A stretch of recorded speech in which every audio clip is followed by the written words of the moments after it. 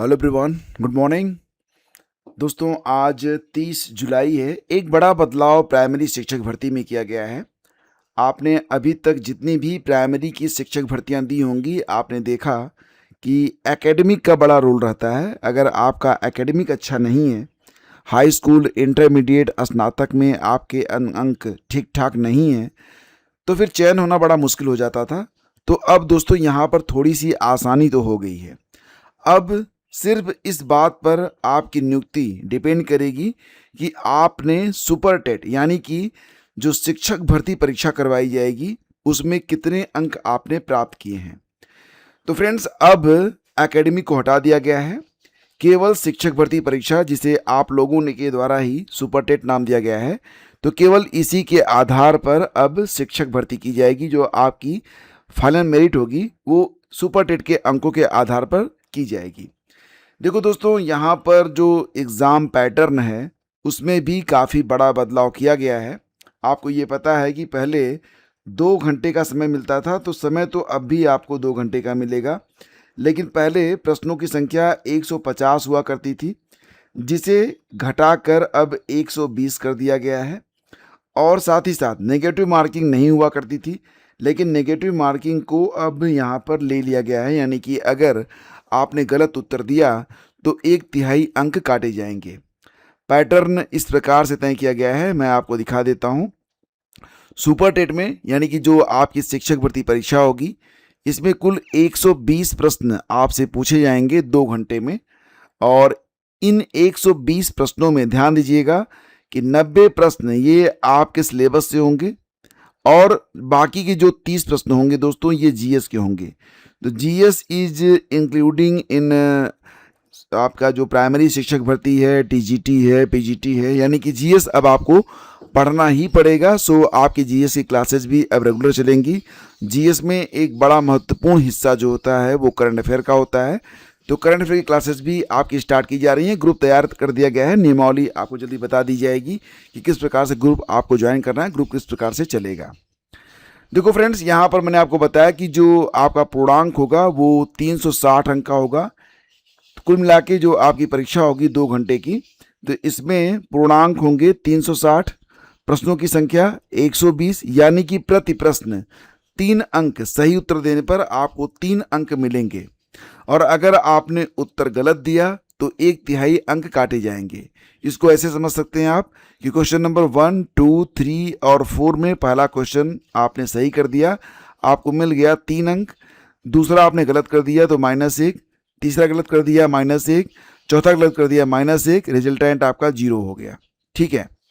अब रही बात दोस्तों सिलेबस के बारे में, तो जैसा कि आप जानते हैं कि अभी तक सुपर टेट के लिए जो सिलेबस था वो काफ़ी ब्रॉड था, काफ़ी विस्तृत था, लेकिन अब जो नया सिलेबस तैयार होगा उस पर तेज़ी से काम चल रहा है। अभी नया सिलेबस शिक्षा सेवा चयन आयोग ने जारी नहीं किया है, बहुत ही जल्द आपको सिलेबस देखने को मिल जाएगा। लेकिन दोस्तों इतना तो तय है कि जो जीएस है ये एक कॉमन पोर्शन है, और जीएस में आपका करंट रहेगा, हिस्ट्री रहेगी, पॉलिटी रहेगा, और यूपी स्पेशल जो जीएस और जीके हैं वो भी रहेंगे। साथ ही साथ जो आपका जो अन्य टॉपिक है, ईवीएस वगैरह, ये सब कुछ रहेगा। तो इन पर जो क्लासेज हैं वो जल्दी स्टार्ट कर दी जाएंगी, और हिस्ट्री क्योंकि बहुत इंपॉर्टेंट है तो इसकी क्लासेज आज से ही शुरू कर दी जाएगी। अब दोस्तों, अभी तक प्राइमरी में जो कुल रिक्तियां डिक्लेयर की गई हैं ये 11,508 रिक्तियां हैं, जो कि कही जा रही हैं कि नगरीय क्षेत्रों में हैं। ग्रामीण क्षेत्रों में भी 2018 के बाद से कोई भी भर्ती नहीं हुई है, तो माना जा रहा है कि ग्रामीण क्षेत्रों में भी बहुत ज़्यादा भर्तियां हैं और इनको जल्दी डिक्लेयर किया जाएगा। फिलहाल यहाँ पर जो पैटर्न है वो काफ़ी कुछ बदल चुका है, और इसके बारे में आज के अखबारों में भी आपको देखने को मिल जाएगा। बेसिक शिक्षक भर्ती में शैक्षिक मेरिट खत्म, देनी होगी परीक्षा। अब 120 प्रश्नों की 360 अंकों की परीक्षा के आधार पर चयन किया जाएगा। और रही बात दोस्तों पाठ्यक्रम, तो यहाँ पर स्पष्ट लिखा गया है कि पाठ्यक्रम तैयार किया जा रहा है और जल्द ही वेबसाइट पर जारी कर दिया जाएगा। लिखित परीक्षा के आधार पर चयन होगा, यानी कि एकेडमी को हटा दिया गया है, केवल लिखित परीक्षा ही मायने रखेगी। सो आप लोग अभी से तैयारी करेंगे तभी अंतिम रूप से चयनित हो पाएंगे। और कुल मिला के 30 प्रश्न इसमें जीएस के भी रहेंगे, और फाइनल मेरिट आपकी 360 अंकों के आधार पर तैयार की जाएगी। दोस्तों इसके पहले जो पीएनपी परीक्षा करवाता था तो 150 अंकों के आधार पर करवाता था। तो अब आपको तैयारी करनी है और इसमें जीएस भी आ चुका है, वो भी 30 प्रश्न यानी कि 90 नंबर आपका जीएस का होगा और सेम 90 नंबर का जीएस आपसे टीजीटी और पीजीटी में भी पूछा जाएगा। सो आपको तैयारी अपनी अब अच्छे से करनी है। जीआईसी प्रवक्ता प्री का परिणाम तो आ चुका है। मुख्य परीक्षा के लिए आवेदन की प्रक्रिया शुरू हो चुकी है। 12 अगस्त तक आप आवेदन कर सकते हैं। दोस्तों ये नोटिस है, आप यहाँ पर देख सकते हैं कि जो आपके अंग्रेजी, अर्थशास्त्र, इतिहास, उर्दू, गणित, भौतिक विज्ञान, रसायन विज्ञान, जीव विज्ञान, भूगोल, संस्कृत, नागरिक शास्त्र, समाजशास्त्र और हिंदी में सफल घोषित अभ्यर्थियों को एतद द्वारा सूचित किया जाता है कि मुख्य परीक्षा के लिए आवेदन की प्रक्रिया 29 जुलाई 2026 से उपलब्ध है और इसकी जो लास्ट डेट है दोस्तों ये रहेगी आपकी 12 अगस्त। तो फ्रेंड्स यहाँ पर करना क्या है, सबसे पहले तो आप यहाँ पर आ जाइएगा और इसके बाद रिक्रूटमेंट डैशबोर्ड यहाँ पर आपको दिखाई देगा। सबसे ऊपर दिखेगा आपको कन्वेंशनल फॉर्म, ये विज्ञापन संख्या A6E1 2026 है। यहाँ पर आप क्लिक करेंगे तो इसके बाद आप अपना OTR नंबर डालेंगे, प्रोसीड बटन पर क्लिक करेंगे। पहले तो आपका ऑथेंटिकेशन किया जाएगा यानी कि आप ऑथेंटिकेट होंगे। उसके बाद दोस्तों आपका जो डैशबोर्ड है, एप्लीकेंट डैशबोर्ड, ये अपने आप ओपन हो जाएगा।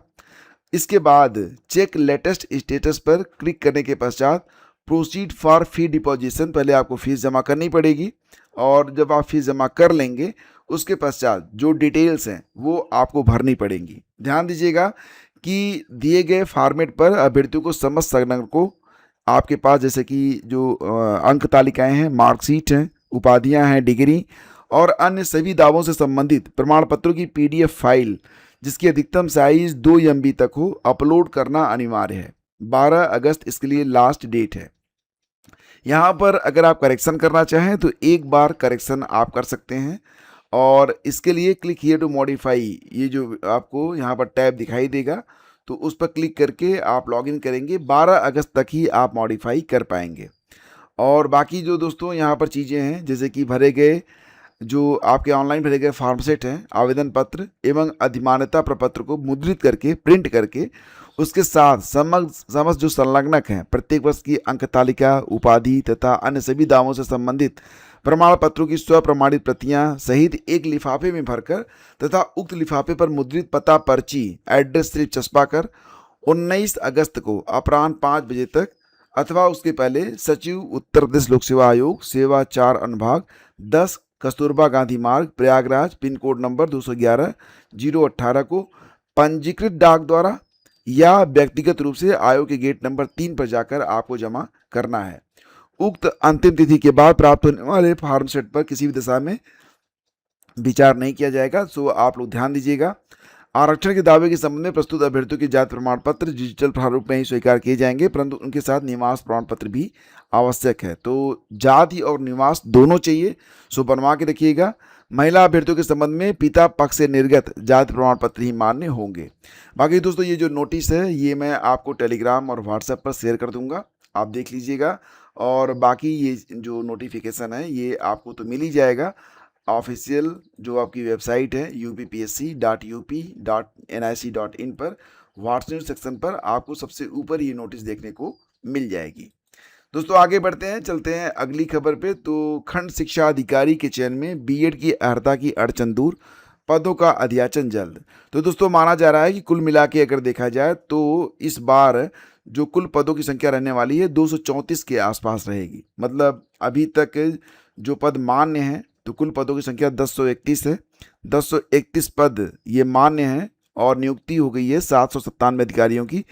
तो 1031 माइनस 797 लगभग 234। तो माना जा रहा है कि कुछ पदों को छोड़कर करीब 231 पदों की फीडिंग में निदेशालय के कर्मचारी जुट गए हैं। ध्यान दीजिएगा कि अब खंड शिक्षा अधिकारी में जो समकक्ष अर्हता थी वो क्लियर हो गई है। सिर्फ और सिर्फ बीएड वाले ही पात्र होंगे। बीएड के समकक्ष किसी भी अन्य डिग्री को माना नहीं गया है। यानी कि अगर आप बीएड हैं तो ही आप खंड शिक्षा अधिकारी भर्ती का फॉर्म भर पाएंगे, अदरवाइज नहीं। तो ध्यान दीजिएगा कि केवल खंड शिक्षा अधिकारी भर्ती ये जो आ रही है ये केवल बीएड वालों के लिए ही है और ये जो शैक्षिक अर्हता में जो अड़चन थी दूर हो गई है। मतलब अगर आप बीएड हैं तो आप फॉर्म भरेंगे, नहीं हैं तो नहीं भरेंगे। तो इसलिए बीएड के लिए ये भर्ती बहुत ही महत्वपूर्ण हो जाती है। और अनुसूचित जाति, अनुसूचित जनजाति और सामान्य वर्ग के पूर्व दशम और दशमोत्तर छात्रवृत्ति और शुल्क प्रतिपूर्ति योजना 2026-27 के तहत छात्रों का मास्टर डेटा समय से तैयार कर लॉक कराने के लिए बुधवार को जिला पंचायत सभागार प्रयागराज में डीएम मनीष कुमार वर्मा की अध्यक्षता में बैठक हुई। डीएम ने निर्देश दिया कि डेटा लॉक करने का काम पूरी ईमानदारी से करें, लापरवाही करने वालों पर कार्रवाई की जाएगी।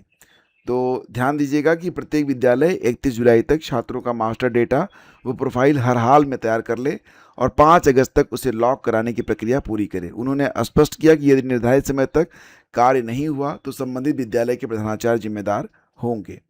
और कार्यभार नहीं ग्रहण कर सके कई चयनित शिक्षक, तो दोस्तों यहाँ पर 622 सहायक अध्यापकों का चयन हुआ, 65 प्रधानाध्यापकों का, लेकिन मैनेजमेंट इनको ज्वाइन नहीं करा रहा है। तो मामला क्या है? अशासकीय सहायता प्राप्त जूनियर हाई स्कूल में विज्ञापन वर्ष 2021 के तहत 65 प्रधानाध्यापकों और 622 सहायक अध्यापकों का लंबे समय तक चली कानूनी प्रक्रिया के बाद चयन हुआ है। अंतिम रूप से चयनित होने के बावजूद अभ्यर्थी कार्यभार ग्रहण नहीं कर पा रहे हैं। मतलब आप देख रहे हैं ये जो जूनियर की शिक्षक भर्ती आई हुई थी एडेड जूनियर में, उसमें अंतिम रूप से चयनित होने के बावजूद भी अभी तक ये लोग ज्वाइन नहीं कर पाए हैं ड्यू टू मैनेजमेंट। अभ्यर्थियों का आरोप है कि विद्यालय आवंटन के बाद भी कहीं पद रिक्त नहीं है तो कहीं प्रबंधक ज्वाइन नहीं करा रहे। इससे उन्हें समायोजन की समस्या का सामना करना पड़ रहा है। वहीं जौनपुर जिले के कई प्रबंधकों का कहना है कि पूर्व में ही स्थानांतरण से पद भरे जा चुके हैं। तो मतलब ये है कि इनके लिए तो अजीब सी स्थिति उत्पन्न हो गई है कि अभी देखिए कब तक इनको मौका मिलता है। और ये आप देखिए लोकसभा में राहुल ने छात्रों पर बल प्रयोग को लेकर लगाया आरोप, सत्ता पक्ष ने किया विरोध। 10 घंटे घमासान के बाद एंटी पेपर लीक बिल ये पास हो गया है और फिलहाल अब इसे राज्यसभा में पेश किया जाएगा। तो दोस्तों ये आज की पूरी अपडेट। थैंक यू हमसे कनेक्ट करने के लिए। वीडियो अच्छा लगा तो लाइक और शेयर कीजिएगा। और जो लोग भी टीजीटी, पीजीटी या फिर अन्य विषयों के लिए, अन्य परीक्षाओं के लिए जीएस पढ़ना चाहते हैं तो आप बिल्कुल भी चिंता ना करें, आपकी क्लासेज स्टार्ट की जा रही हैं। जानकारी आपको टेलीग्राम और व्हाट्सएप चैनल पर दे दी जाएगी। धन्यवाद।